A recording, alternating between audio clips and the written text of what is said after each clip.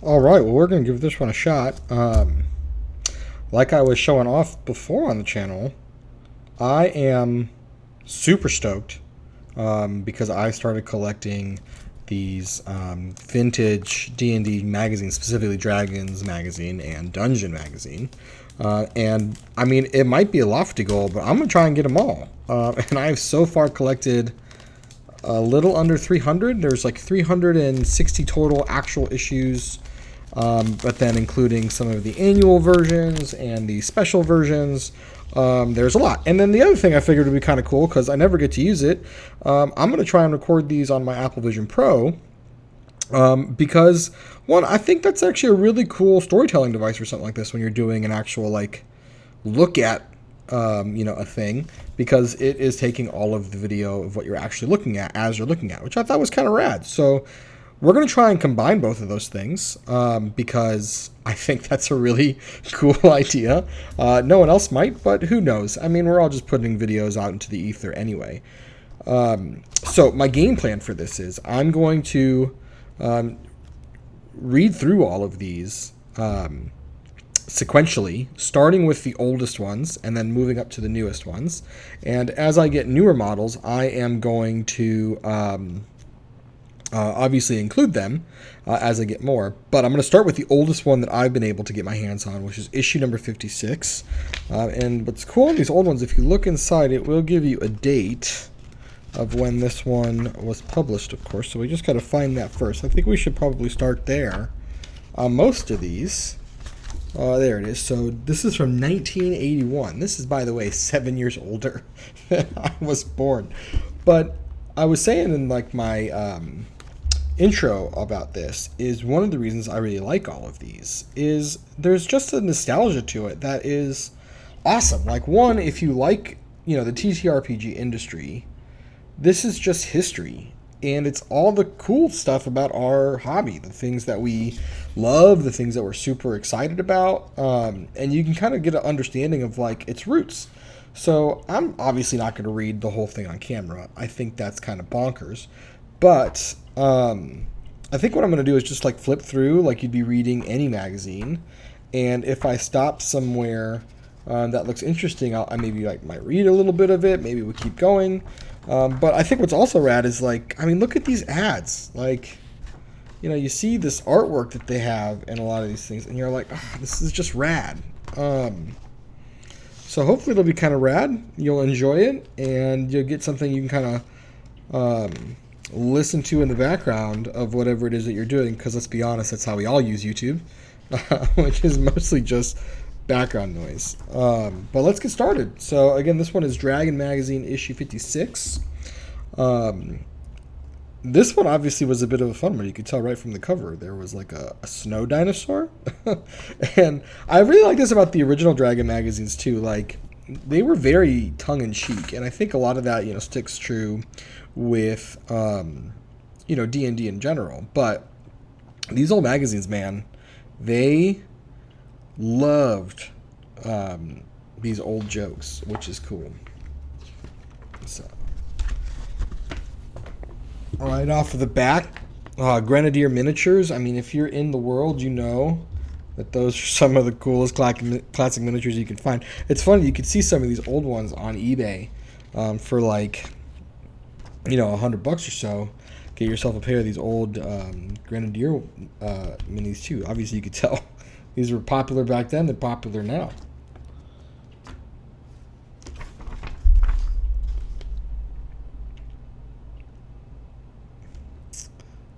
Let's see what it says about this opening one. So who was the editor? Because this, I think, was one of the first. This might have been the second EIC to take over. This is Kim Mohan. We'll have to look at some of the other ones too and check through what they look like. But these ones were, I think the Mohan era had a pretty long one, but I don't think that was the original one. So if I get anything older than 56, we'll know that for sure. Let's see what they have in the context section, if anything stands out. Mad Merc. Ooh, an adventure was included in this one. That's pretty rad.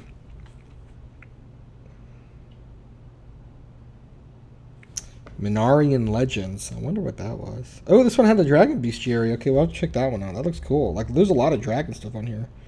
Some shrooms.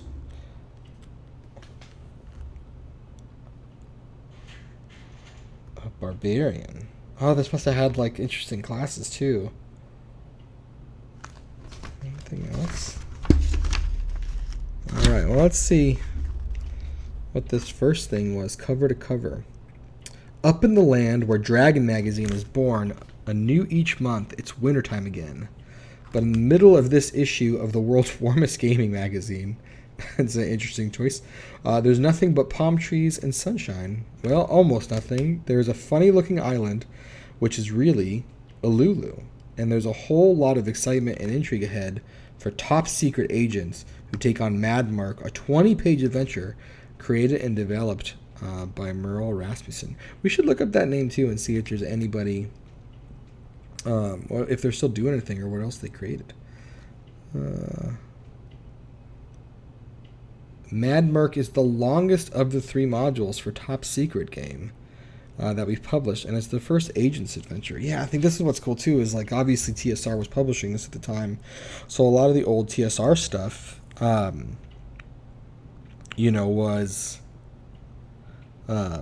was linked in with that. I don't know if I can do that on my Vision Pro. I'll have to test that later and see if I can bring up another one.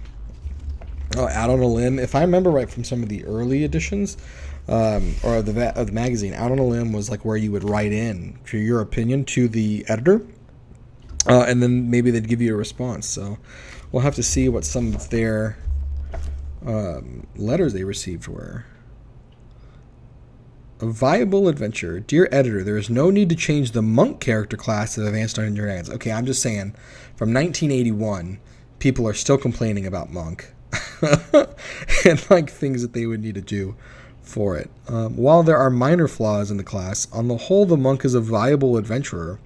Increased hit points and armor class, as proposed by Philip Myers, which was in issue 53, so a few issues before this, are designed to make the monk the fighting machine he was not originally intended to be. Rather, the monk could use his limited fighting ability for defense, while using his superior speed, agility, and dexterity as his primary means of adventuring. Played effectively, the monk can be a very dangerous and formidable opponent, which is true. I think that's still the same today. Let's see where this goes on. The details are too many to go into here, but the monk managed to single-handedly wipe out a band of orcs and a rampaging dinosaur all in one fell swoop. Now, I've played monk. It's actually the first character I ever played. Obviously, this would have been the monk from 2nd edition, if I have the timing on this right, so this would be advanced D&D. But I think a lot of the same key features of monk still exist today, which is they're super fast, they get in really quick, and their dexterity is so good they avoid tons of damage. So I'm glad to see that Kevin Morgan from New York in 1981 saw the same.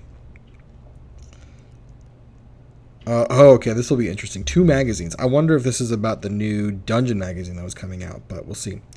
I don't remember if Dungeon came out in 81. It might have been a few years off, but let's see what they say. Dear Dragon, I have both good and bad words to say about your magazine. The complaints just, they start forever. If you write something down, people are going to complain about it somewhere. First, it is very interesting, but it is overpriced. Like all TSR products, it would be well advised if you split the Dragon into 2 magazines, one solely devoted to D&D and another featuring your other games. You could then charge a more reasonable price, like $1.50, or if you must be greedy, $2. Now, I will say this is a $3 magazine at the time, and $3 in 1981 has got to be at least double what it is today. So a $6 magazine, I still think is not terrible, but people always got something to say. But on the other hand, your Giants in the Earth feature is extremely intriguing. So, like, this is where they're complaining about, I like the content you're making, but I don't want to pay for it. Which, I mean, let's be honest. Are we not all in that same place today? Also, if and when you put out an Outer Planes module, you should also publish a tome of extraplanar monsters, which I agree, that would be super rad. All right, first big article. Looks like it is about the Bard class singing a new tune. And look at that art. Check it out, man. Like, super awesome black and white. Obviously, color spreads back then were hard. Were there any color in this besides ads? No, all of the actual magazine, except for ads, looks like, were mostly black and white, which, that tracks. I mean, I still think, $6 in today's money for a magazine like this is pretty awesome. Don't quote me on that exchange rate. But let's see what they had to do about the bard. So, singing a new tune, a different bard, not quite so hard. Okay, was the bard a hard class to play in early D&D? The old heads will have to tell me. I don't know. By Jeff Goals. A conversation of a DM with two NPCs. Jake Armageddon, a half-orc fighter assassin, which, by the way, Jake Armageddon is a pretty solid name for a half-orc assassin. And Jake's brother, Alphonse, a cleric assassin.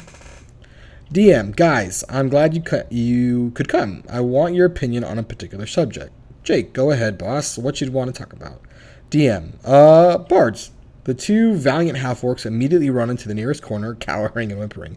Super fair. But you get what I mean about the tongue-in-cheek stuff. This writing was all about these little inside jokes about the game.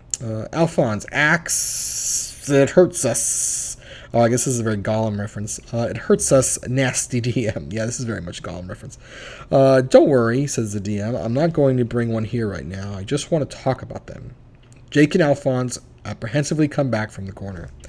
Jake, boss, bards are just plain mean. Me and Alfie will probably be in the running for Guildmaster pretty soon now. But these bard guys could lick the tar out of both of us. DM, which ones are worse, the old type bards or the newer type ones? Jake, well, I'll tell you, I'd rather run into a division of Sherman tanks than one of the old ones, and the newer ones is just as bad, except nowadays they sure are less of them because it takes them so long to become one.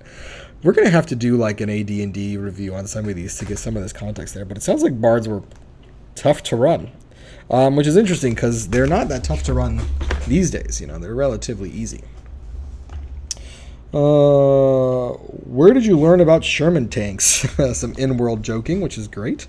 There was one great drawback to the Bard class, as described in the AD&D Player's Handbook, that being that you have to go through 10 to 16 levels as something else before you may become a Bard. The modified Bard class described in the article which follows removes this inhibiting factor. The Bard class is redefined according to the author's experience and opinions as one which a beginning character may enter without having to gain fighter and thief experience first. Yeah, that was the thing too, if I remember right from AD&D. Like, you couldn't take on certain subclasses until you actually took levels in other classes, which somewhat makes sense, but obviously 4th edition really streamlined a lot, or 3rd edition really streamlined a lot of that, because you basically just started off with a bard. Like, that was the class you chose, and then there were subclasses underneath it. So AD&D was wild, man. The stuff you had to figure out for AD&D was definitely more complicated.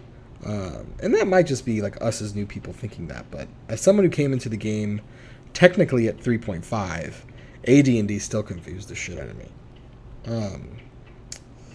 So let's see. In planning a revision of the Bard class, a path could have been chosen toward one of the two possible extremes, either to rework the material in the Player's Handbook without altering any of the basic structure underlying the class, or to literally start from scratch and design an entire new class, perhaps having only its name and a few of the most basic characteristics in common with the official version.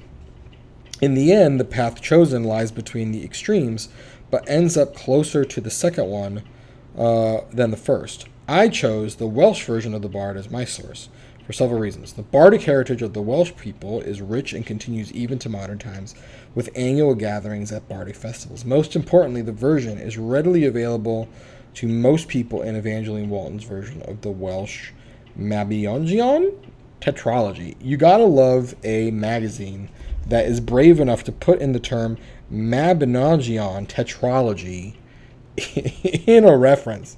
That's a ballsy move, I think. Similarities may be found between this version and the version in the Player's Handbook. After all, they both describe essentially the same thing, only from different perspectives. When there was no evident reason to change a characteristic or attribute, that item was kept fundamentally the same. Many differences will be noted, including but not limited to those mentioned above.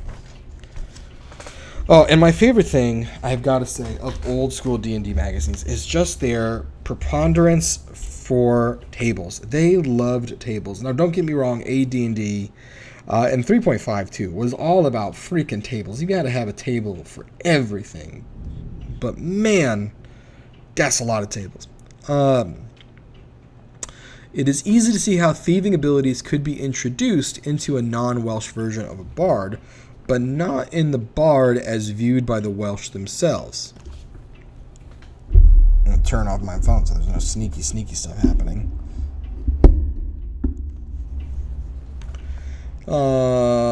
Welshmen had a somewhat poor reputation in the eyes of other British peoples. The concept of Welshing on a bet is derived from the Welsh people. Yeah, but that's mostly because the Brits were not particularly tolerant of anybody's back in the day.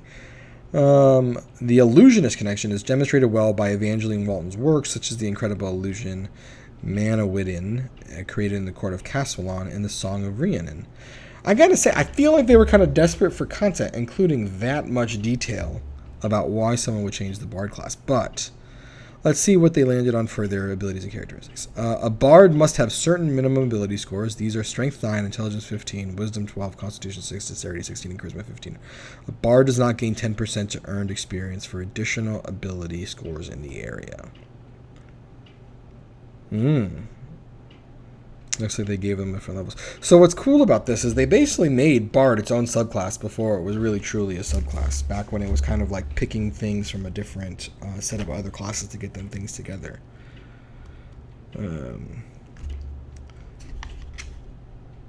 Either lawful good, lawful neutral, neutral good, or rarely chaotic neutral or chaotic good. Now, hold on. This is really interesting. Alignment. The alignment of a bard. So they're giving us clear rules for what a bard can play. Maybe either lawful good, lawful neutral, pure neutral, or neutral good, or rarely chaotic neutral or chaotic good.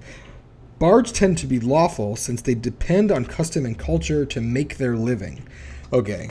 I think if you were to think about any bard, 4th edition and newer at the very least, this is not the definition of a bard that we know today, right? Bards are rapscallions, they are charming seductors, seductresses, people who play the tunes to get their way. There's nothing lawful about them. So really interesting that the 80s version of the bard was really more of a rule follower. I find that so interesting.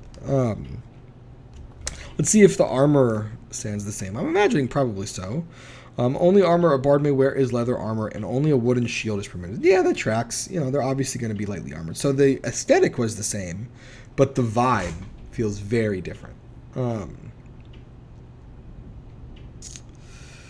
Let's see. Use the same to hit table as fighters. That tracks.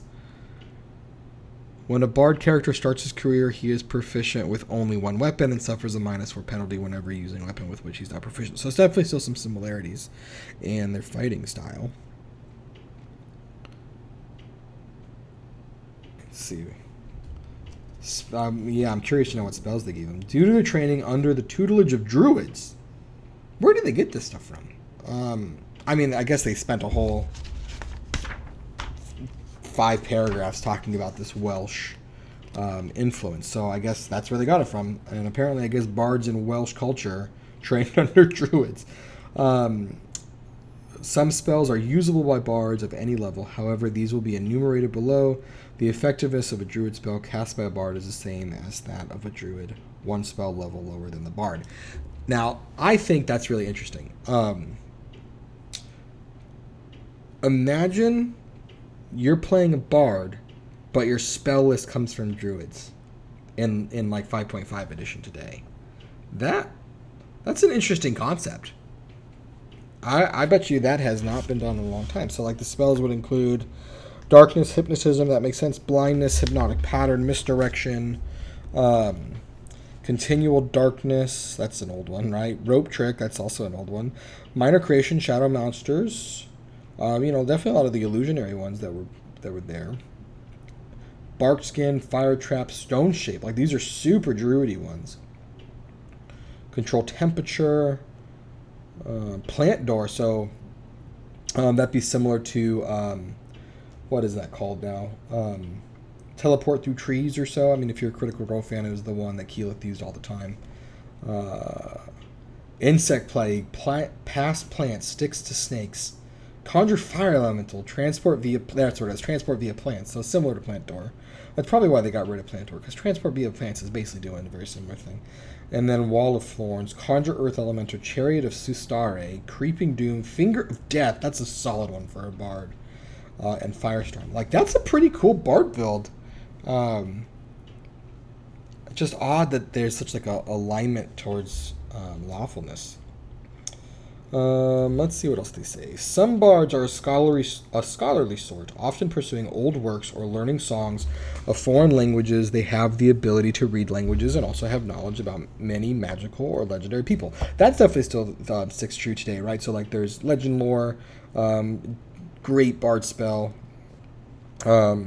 that I think many bards take, especially as higher levels go. And then like the College of Lore bard, all that stuff makes a ton of sense. So I think this is definitely a great early read on what bard ends up becoming in 3.5 edition. The bard's read languages percentage determines not only whether or not the bard can comprehend a particular work, but how much of what is there may be understood. For instance, if a bard has a 25% chance to read languages and is successful in the roll to determine whether the item can be read, he can still read only 20% of the information there. So his knowledge of the work in question will still be rather sketchy. That's kind of a cool play.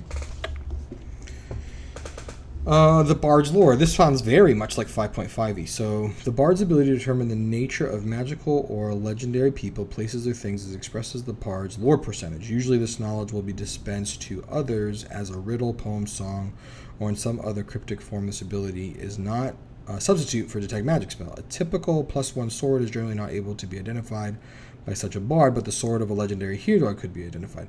That's an interesting breakdown. So, like, basically what they're saying is the way that you should run bard is they can figure out artifacts because there's lore attached to it, but just a general magic item is not the same. And I guess it's a fair assessment.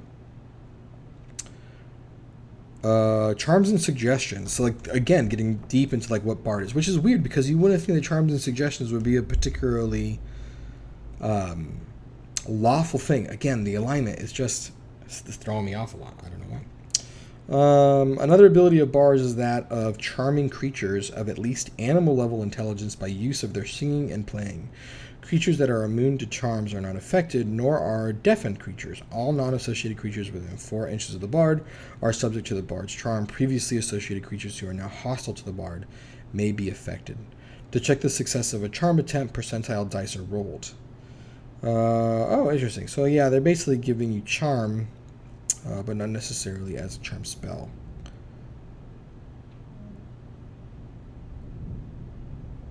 Reverse spells. Interesting. A bard can, if he wishes, while the creature is in this charm state, try to implant a suggestion as the spell, in which case the charmed creature must again save versus the spell. This time at -2 on the die, and if it fails, it will suffer the full effects of the suggestion. If the second saving throw succeeds, the creature is totally free of the bard's charm. To plant a suggestion, the bard must be able to speak in a language that can be comprehended. So definitely some similarities. That's cool. I mean, it's glad to know that bard was there. I think bards are a really cool class. I've never actually played one, but I've had a lot of people at my table play bards, and they always seem to enjoy them. I think people get nervous with bards because they feel like they've got to, like, pretend to sing, and that's really not the case, right? You can play bard however you think is cool. Let's see how they end this. A bard cannot employ a henchman nor hireling until he gains the title of bard 11th level, and then he can play only druids or fighters of the human, half-elven, elven, or halfling races. I do say I like that they started laxing some of these species rules in 4th and 5th edition, and then obviously in 5.5 it's almost completely open. But some of these things have just been kind of clunky. Like, does it really matter that much? Let the bard. Anyway, a bard will work with no other bards while adventuring. This is also I think this makes me laugh. Like, you think about that, it's like bands don't exist. People who play songs or do art will never work with another artist. This is the bard as a diva, which again, how is that bard lawful? That's not a lawful bard. Um, Bard will work with no other bards while adventuring, although they may practice their music or poetry with each other, like monks and rangers. Bards will retain very little of the money they gain. They will attempt to buy serviceable clothes for traveling and will buy fine clothes and the most exquisite instrument they can acquire for use when they perform, but will keep only enough money to maintain themselves in a modest manner. Any other money will be donated to a worthy cause. I guess this is where the lawful bit comes in. Or given away at whim, although not to player characters. Occasionally, when a bard amasses an amount of wealth that is a burden to his creativity, he might use it to have an extravagant festival or party instead of giving it away.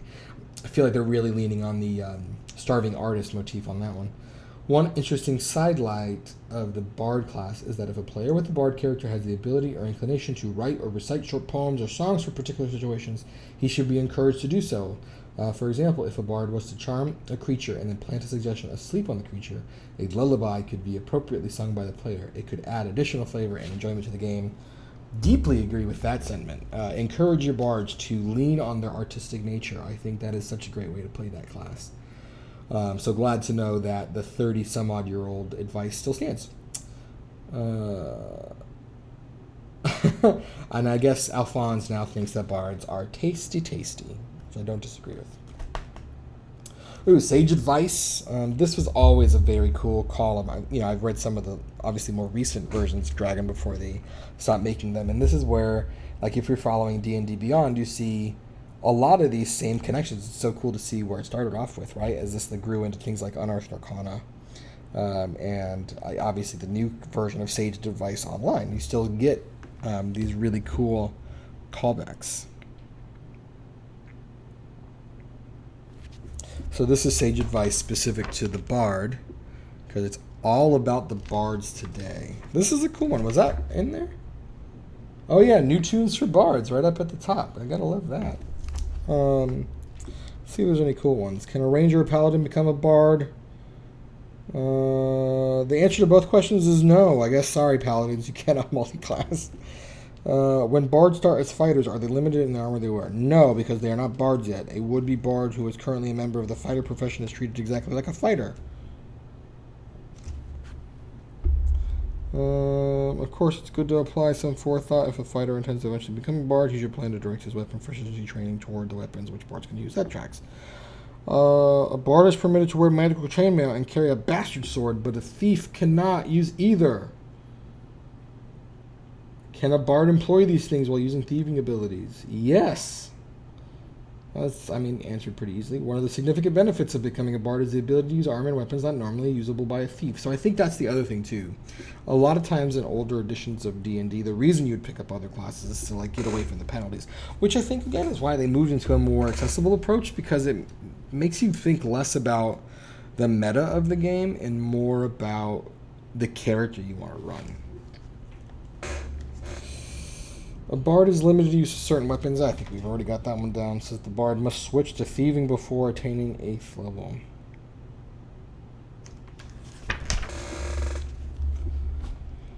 Alright, this one is interesting. Songs instead of spells, which I think is an interesting way to think about bard back then. Let's see a little bit of this one. Of all the classes of AD&D characters described in the player's handbook, the Bard is surely the most cumbersome and awkward for both players. I feel like Bard gets all the Ranger hate from this version. A new character cannot even begin playing as a Bard. First, he must gain experience in 2 other classes before he becomes a first-level Bard. However, if the player perseveres and attains the prerequisites, he enjoys the satisfaction of entering one of the most versatile and unusual classes in the AD&D system. The greatest failing of the present system governing bards is an overemphasis on the actual historic relationship between bards and druids. See, that's interesting. Yeah, see, that's what I'm saying. That's such a weird way to put it. So maybe someone is making a case for how bards change. True, in Celtic world, bards were essentially a subclass of druids, but the bard as described in AD&D rules is not the historic bard, since the game does not mandate the druid character class wield the same near total control over the society of a campaign world, which it historically wielded in the ancient world. There is no justification for locking the bard class into such close association with it. I completely agree, Mr. Bill Howell. This is especially true when one considers that the AD&D bard is based almost as much upon the Norse skald and European troubadour as upon the Celtic bard, which definitely feels like it won out. So I feel like Bill talks about this bard change in the way that we actually see bards today. So this is actually a little bit prophetic. Nice job, Bill. Let's see. Bards do not cast spells. Instead, they sing their songs of power while playing their chosen stringed instrument. By tapping the magical power of other planes to the proper sounds, these songs of power have essentially the same effect as certain of the magic user, illusionist, and druidic spells. Bards do not carry a spell book, nor do they pray to a deity to receive their songs. Rather, they memorize all their songs during their studies at the various colleges, a new level at each of the 5 lower colleges. Yeah, this is so prophetic. I feel like they listed Bill's advice and just made the bard class as we know it today. That's awesome. Like, that's what I'm saying. So, like, from 1981, if anyone plays bard out there, you need to at least read Dragon Magazine issue 56, because I think you're going to see a ton of the connections between how bard evolved into what it is today. Very cool. Which a bard sings his songs for range and effects considering. Use the bard's actual level for these songs. Nice.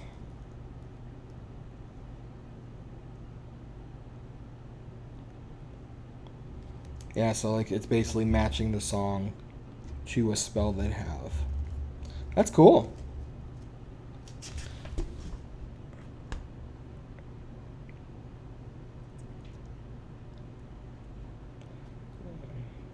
Our fantasy tribe null figures. Ooh. Are these nulls? Interesting. Our fantasy tribe null figures have been our most popular range ever. Why?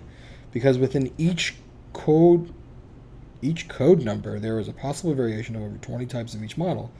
With our unique molding techniques, we are able to vary heads and equipment. Not much in that has changed, although these gnolls don't look like gnolls at all. Oh, these are dwarves. Yeah, I definitely think these are dwarves. But some 30-year-old miniature is always good. See as we flip through if there's anything else that catches our eye.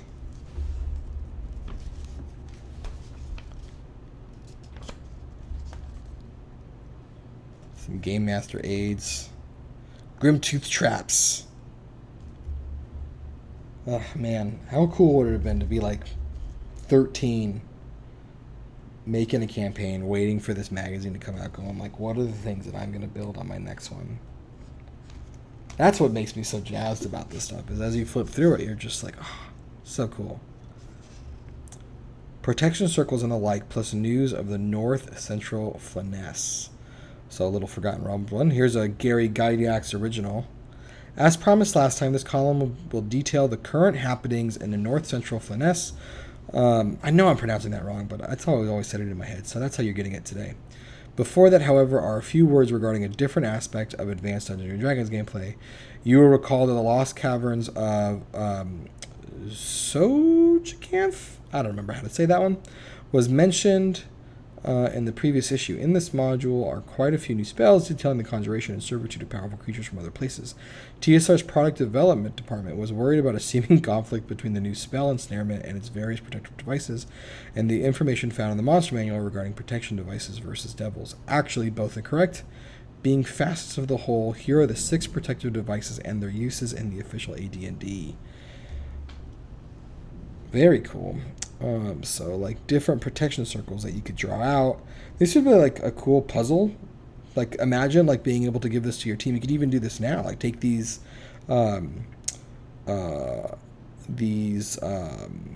protection circles or magic things and line them up to a spell or a certain part of a dungeon where like they had to draw this or figure out which one's there. That's like an easy memory game that they could play for them. Very cool.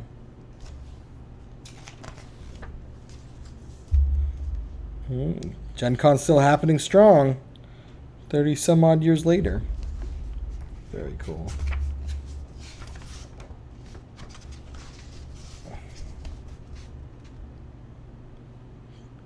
Came to Minera means a matter of speculation, since air dragons are native to the continent of Riken and have never been known to cross expansive oceans under their own power. If Hamahama's own story is to be believed, and if the scholar Ludu has understood it correctly, air dragons had a long while served the kings of Riken. That's just cool. Oh man, how cool would it have been to like write into Dragon Magazine and had him published?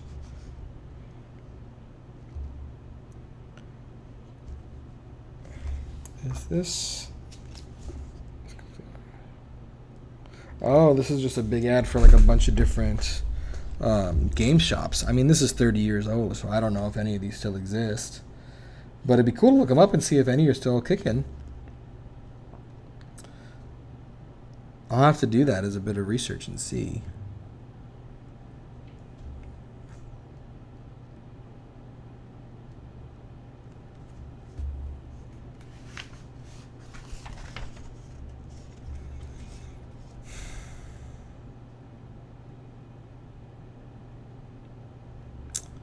What is a dragon bone? From the realm of magic comes the dragon bone, the new way to decide your fate in fantasy gaming. No more lost dice, fallen figures, or searching for rolling space. Dragon bone is a totally random electronic 4, 6, 8, 12, 20, and percentile sided dice.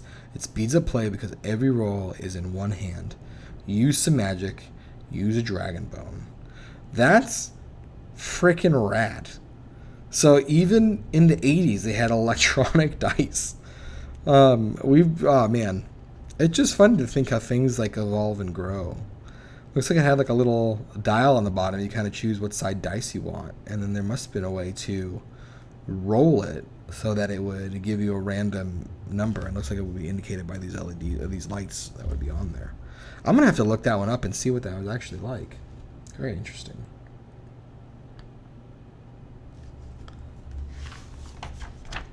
This was the big adventure that they included in here. Mad Merc, the Ululu Island mission, a tropical adventure for top secret agents. That was that game. Was it actually 20 pages? I mean, yeah, look at this. They gave you a whole adventure. Oh, how cool would that have been? Oh, look at this now. 7th deck. Is this on a ship? Do they have the whole ship? I want to see that. What is this?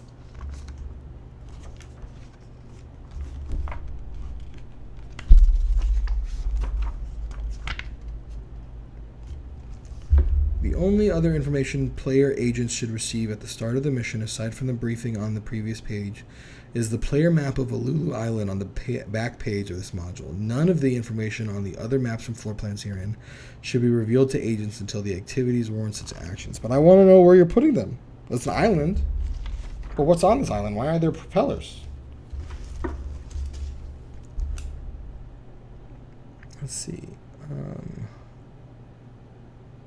Maybe just read this briefing and we'll figure it out.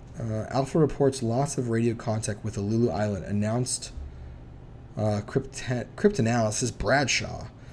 That would seem to confirm our suspicions of subversive activity, said Major K, connecting with the foreign minister. The operator hesitated briefly, then handed the headset to the Major. No need, sir. She's on the line for you. Afternoon, Major. Brit Intel informs me that Mad Merc has taken over the Protectorate. Yes, ma'am, took the Major. The Japanese and the Americans will be informed.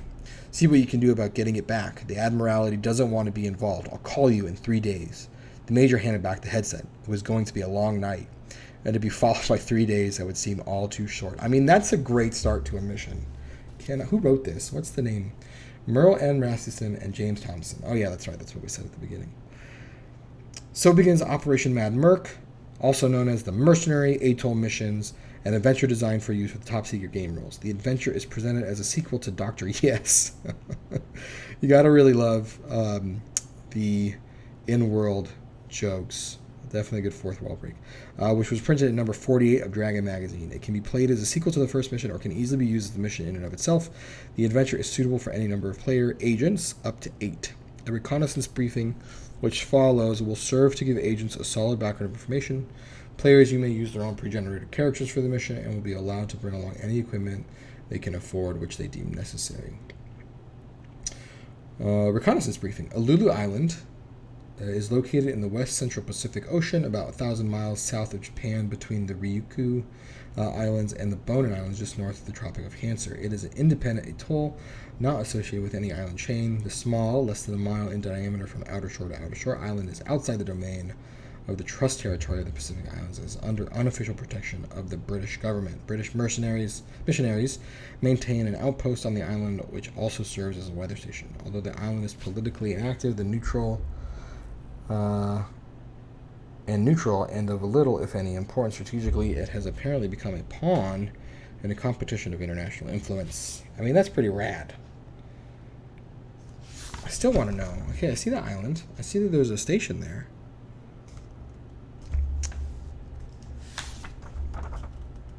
Solid maps.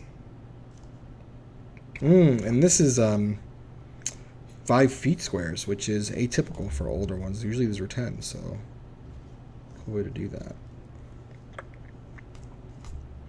The missionaries' building is a small wood frame house on the south of the island. And in addition to their missionary work, the churchmen keep weather records and often provide medical assistance to islanders.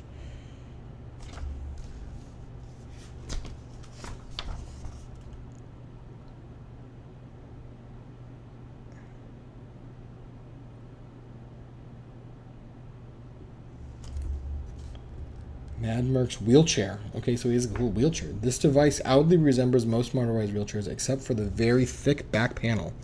It is self-powered, electric, and is steered by a joystick built into the left armrest. On the inside of the right armrest is a small square black button. Pressing on this button will activate the jetpack, which is built into the back of the chair. Okay, that's badass. See, this is the thing, too. Okay, so if you remember, a couple years ago, when they added combat wheelchair rules to 5th edition, there was a contingent of people on the internet that wanted to pretend that, like, that was some stupid addition. Now, I'm just saying, this is from 1981, and they were still designing badass wheelchairs for characters. Like, this is where the idiocy of that thinking comes in. Like, if it's cool, it doesn't matter what weird parasocial context you're trying to dig in. Like, the D&D creators are not trying to be woke. It's just badass. It's a freaking wheelchair with a jetpack. How is that bad? And it's just saying, there's precedent for it. So people don't need to be up in arms about, the more accessible versions of the game that they make. Okay. Now I'm going to airlocks. Security outposts. The 6 protrusions around the perimeter of the top deck are 6 feet high. Each cylinder is topped by a hemisphere and the machine gun. That makes sense. I mean, I always have a machine gun.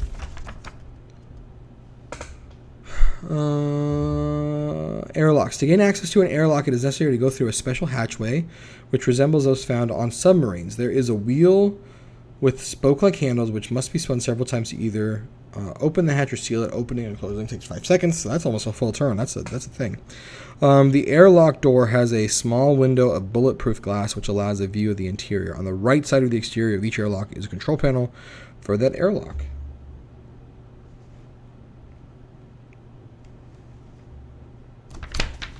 I'm telling you, I'm missing it somewhere. How did you get onto this ship?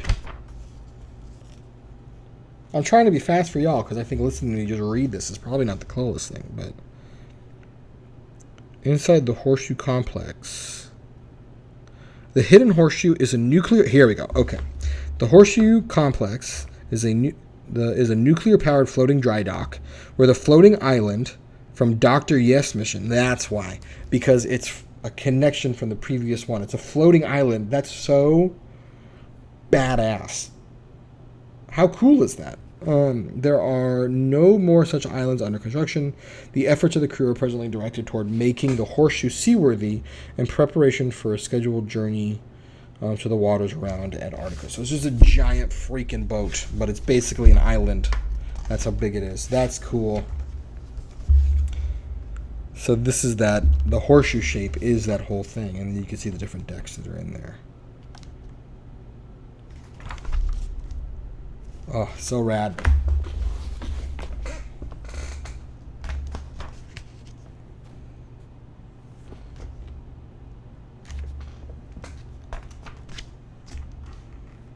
Oh, and this, okay, so it is a sea propeller, so it's pushing this. This is the lower one.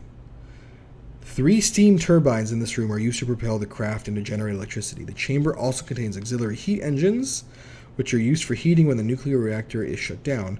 Used steam is sent through the condenser and then pumped as cold water back through to heat engines or heat exchanger. Let's see if there's any cool mechanics that are on there. Controlled from the bridge, an agent with A-OK or more than 75 on any sort of construction will be able to recognize and explain the use of the objects in the room. An agent with A-OK of more than 75 mechanical engineering will be able to identify and deactivate the air compressor located in this room, which will probably disable the ship. So I guess if that's one of the things you had to do, then that must be a game mechanic for this top secret game. And then it goes back to our tables. Tables on tables. That's so cool, though. In the campaign I'm running right now, I also have floating cities, but they are truly in the air. They're not sea vessels. They are air vessels. So, like, this is where inspiration kicks in, right? Imagine that I take what they built here and I make like a whole floating city. One of the floating cities in my campaign of Asemarith could be this. And I think that's, again, what's so cool about these old magazines is it's still today doing 30 years later what it was doing back then, which is giving just tons of rad inspiration for having just badass games, with your friends. And it just, makes you feel like you're 12 again. And who doesn't want that feeling?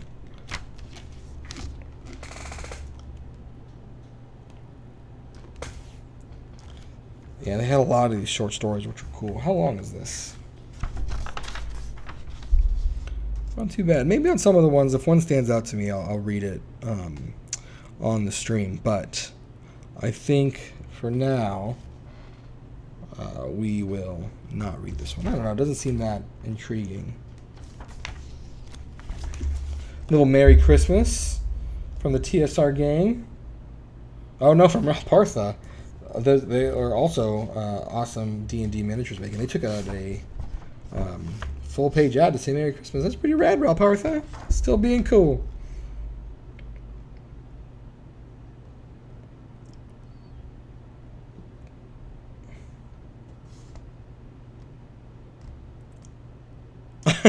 So this is an ad from TSR itself, looks like. Even if the stores are sold out, don't jump.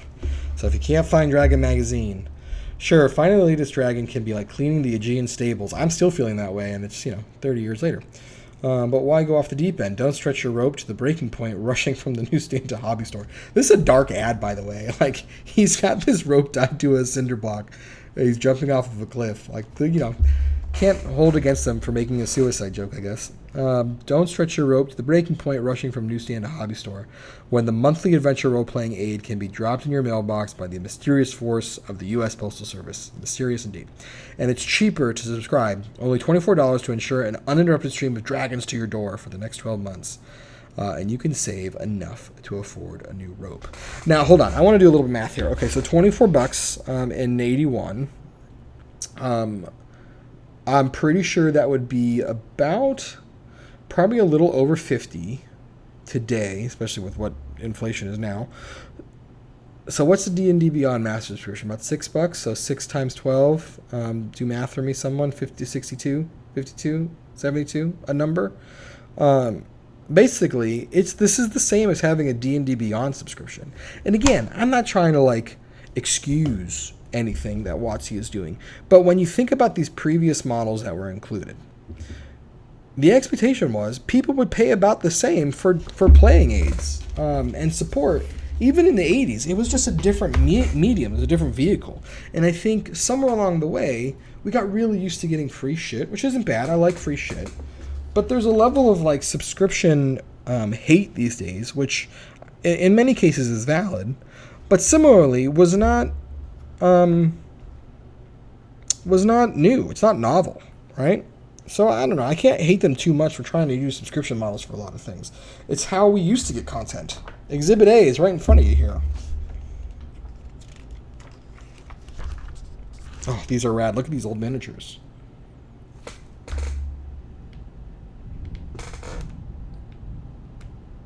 Yeah, this is the one that won the painting contest. It's cool. Look at this little diorama he put it on.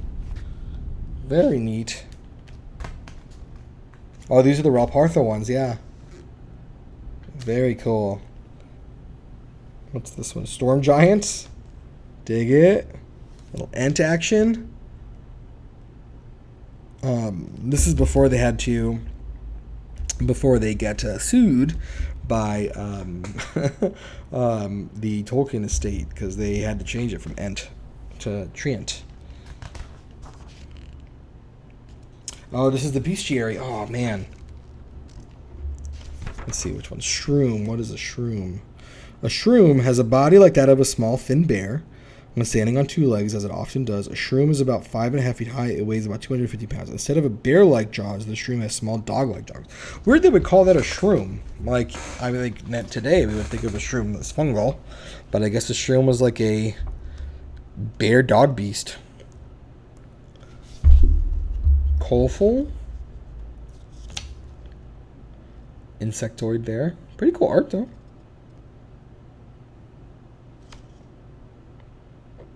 Gem bars. No art on that one, looks like. Oh, look at these rad t-shirts, though. Oh, man.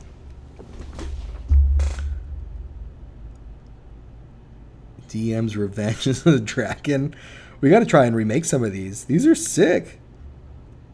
Eternal Champion. Yeah, we got to see if we can find any of these somewhere, too. Do a little history action on these shirts. Oh, this is the gem bars. Okay, that's cool. Super rad. I need 20 plus die, half its digits, half a plus sign, so that it generates digits up to 20 plus irregular percentiles. Oh, interesting. Can dice with these obviously irregular points and surfaces be trusted to generate numbers randomly? Again, some things just don't change. The whole sell is that our dice are more scientifically accurate, let's say, to give you actual random numbers because we precisely create them.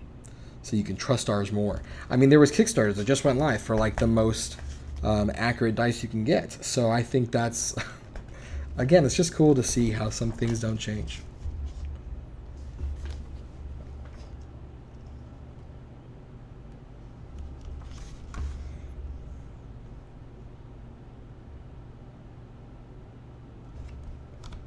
See if there's any cool things before we reach the end here.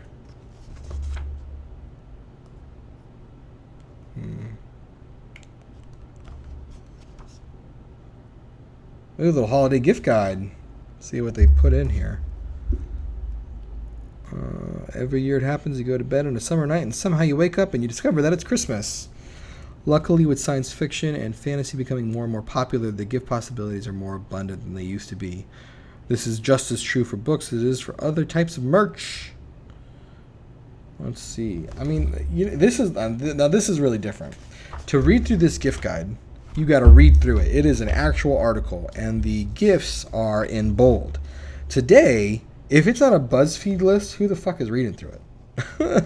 So, I think structurally, I do think today's guides are much better. It's easier to actually pocket or digest, I should say. But let's see what they said.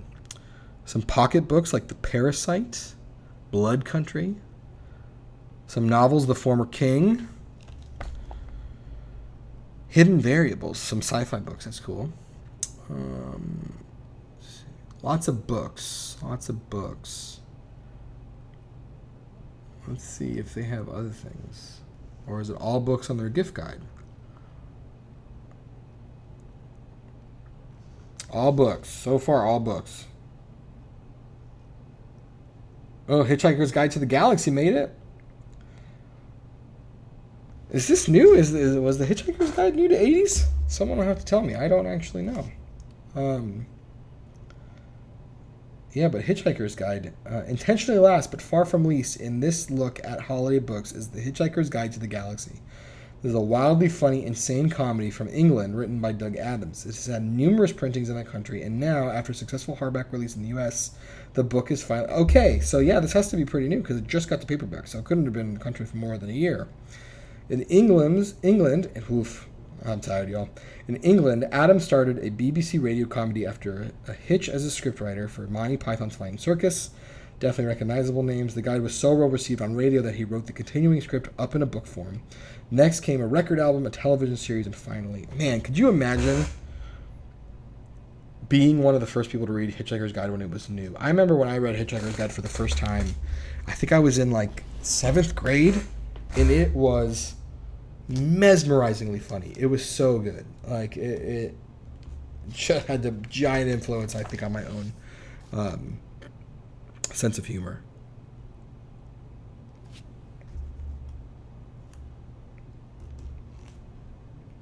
Okay, hold on. What is this ad for? Magnetic graphing system. The stickiest and quickest method currently available for tracking miniature character movement in battle, action, and fantasy role-playing games. Sorry that took me a while to read. This like light blue is hard to read through my vision. But see review in issue 55 of Dragon Magazine. Well, now we have to get issue 55 because I want to know what the heck that is. Magnetic graphing system. I'd have to look at that. That's interesting. I think that's the thing too. Like, reading the articles is one thing, right? Like, they're rad. They're awesome. And they give you a big context to what D&D was like back then, for sure. And they're fun and give you lots of inspiration. But I think one of the other key parts of, like, history that's in this is what the ads were selling, because it tells you where they thought the market was. Like, what were the things that people needed at the time. And it's funny that some of these things, again, don't really change. You know, creating a quick grid or battle map to track miniatures and play, like, that's straight out of 2026. More sage advice. More stuff about them. Oh, these are cool. Complete games for fantasy adventuring. 4 plans in minutes. Thousands of combinations. No accessories needed. The perfect set for novice and expert. So these were, think of like 1985 games, like their big book of dungeon maps. Such a similar thing, but like pre-cut out. Oh, yes. Wormy comic. Gotta love that. I think we will end there. I think that's a great thing to end on. Let's see what Wormy says. Hey, where you going? Das the haunted hill up der. Yep, it's time I had a word with our noisy neighbors. The banshees? Wraiths, phantoms, banshees. They're all spooks to me. Let me down. I'm getting out of here. Hey, I thought you wanted to raise some hell. Hell yeah, but you never said nothing about raising the dead. Aw, you aren't scared of spooks, are you? Banshees ain't your normal Joe spook, Wormy. I should really do this in a voice. Let me see if I feel like this is Jersey, so we'll try that. I read somewheres that banshees can steal your soul. Well, let me guess. Once you see one, there's no escape because it'll catch you in your dreams. That's right. I read that too. It was in Frosty the Frost Giant versus the Mole Men. Oh, yeah? Well, you never know. Shh. So, what you gonna do? Ask him a riddle? Nope, not this time. Well, let our little friends do the talking for us. We'll let our little friends do the talking for us. One of your instant demons, eh? What good is that against the supernatural? Yeah, this is definitely a Jersey tax driver. Only way to find out. This is crazy. Let's just get the hell out of here. Hold your horses, bub. Listen to that. Must be a whole mess of them down there. Look sharp, Irving. Here comes one now. I mean, that's scary as fuck. I'm not mad at Wormy. It's the demon. Blast it. You blast it. Oh, smokes. He was white as a ghost. Yeah, whatever. It is down there. It is sure scared the snot out of that little booger. Don't say it. Oh, my God. The banshee stole his. Oh, no, his hat. Irving. Irving. Shh. Sheesh. How did you wind up in here? Poor Irving. I mean, that's one way to handle a banshee. Get yourself a dragon, I guess. I'm going to make a shield. I'm going to make a character who has a shield that says yield on it. That's solid. You see what I mean about the tongue-in-cheek humor? It's great. All right, y'all. Well, we made it to the end. Big ad for Fiend Folio, which I think came out the year before this went live in 1980. So that's a really cool one, too. This is a great collector's piece. So, again, what I mean, just some really cool things, a little walk through history. This one was 56. I think the next one up I have is 62. I think what I'll do when I edit this together as well is I'll keep a running total, a list of which ones I've got so far, and we'll start checking them off the list. But thanks, y'all. If you watched the whole thing, I hope it was enjoyable. I'm also down to taking some feedback if there's something you want to specifically see. And you'll have to let me know if you like this format. One of the other things that I can do is use the digital version of the magazine if you think it's easier to follow, because I can then draw on it and stuff on the screen. So if you'd rather me do a digital side-by-side, you'll have to let me know. Otherwise, I'm going to just try and read the actual one and do my best not damage them as I do that. But thanks, y'all. Welcome to the club as always, and we'll catch you on the next one.